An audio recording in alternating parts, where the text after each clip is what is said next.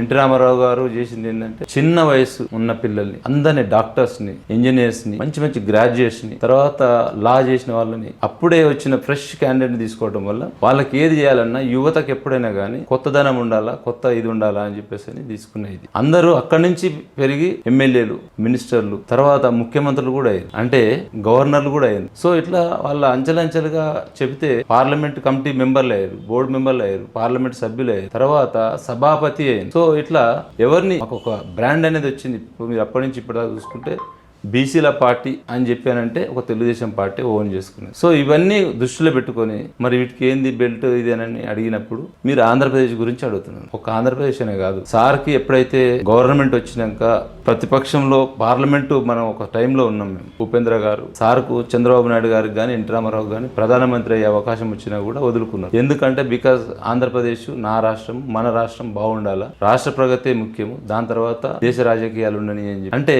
శ్రామికుడు అంటే ఎట్లా ఉంటాడు, ప్రజల కొరకు కష్టించే శ్రామికుడు అంటే ఎన్టీ రామారావు గారు, వారి శిష్యుడు ఇప్పుడు చంద్రబాబు నాయుడు గారు.